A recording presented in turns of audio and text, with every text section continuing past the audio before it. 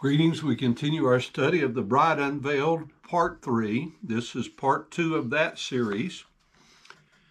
In the book of Genesis, chapter 10, verse 25, it says, unto Eber. And Eber is the man from whom we get the term Hebrews. And unto Eber were born two sons. The name of the one was Peleg, for in his days was the earth divided. And his brother's name was Joktan. In 1 Chronicles, we're Old Testament, 1:19, says, unto Eber were born two sons. The name of the one was Peleg, because in his days the earth was divided, and his brother's name was Joktan. Now, I must comment that even modern Christian authors scoff at this idea. Some state that if God caused a continental shift, it would produce a cataclysmic destruction to the earth and its inhabitants.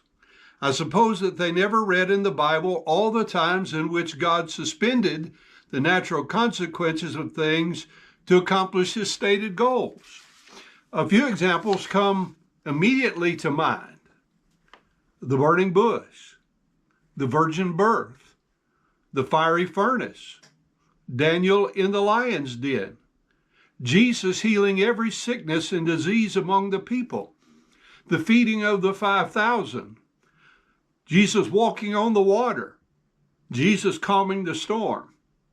See, I prefer to simply take God at his word by faith. I believe that he could divide a single landmass into the present continental arrangement without catastrophic consequence if he chose to do so. When we read the genealogy, we find that there was Noah, then Shem, then Arphaxad, then Salah, then Eber, and then Peleg.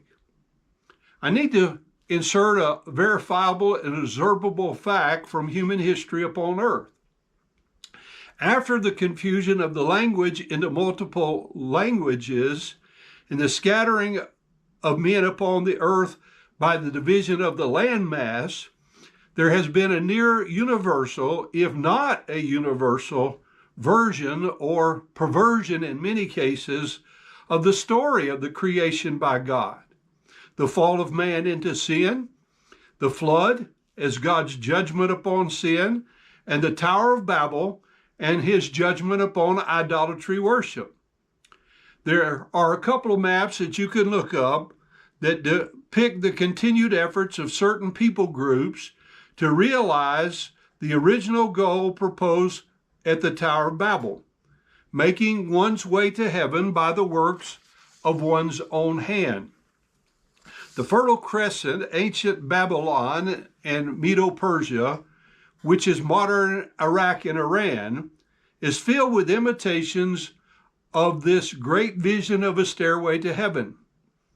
The continent of Africa has her share of pyramids and step pyramids called ziggurats, both in Egypt, in Nigeria, and in the Sudan.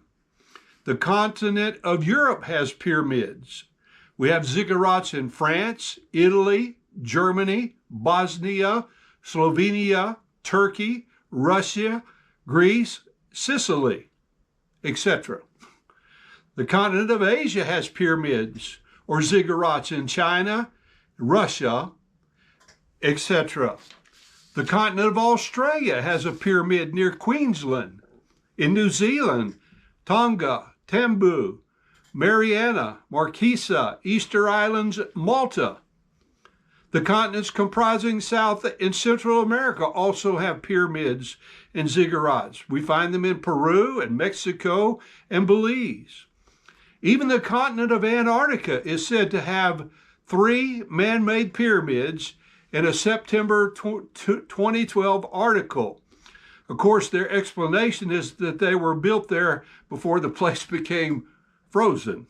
Well, obviously. So I ask, is it possible these pyramids were already on the landmass when it was moved in the days of Peleg? But modern science would have no interest in acknowledging this as a possibility. We have a famous Pyramid of the Moon in Mexico built by the Aztecs. We have another one in the Yucatan area of Mexico, Uxmal, built by the Mayans. We have Monk's Mound in Collinsville, Illinois. We have modern buildings that are built in ziggurat style. We have the famous pyramid building of Transamerica in San Francisco. And we have one called the Shard in pyramid shape in London, England. Revelation 21:17 says, and he measured her particular wall 144 cubits, a measure of a man, which measure it is being of the messenger. A cubit is roughly the length of a man's forearm. And 144 cubits would be 14 miles in height.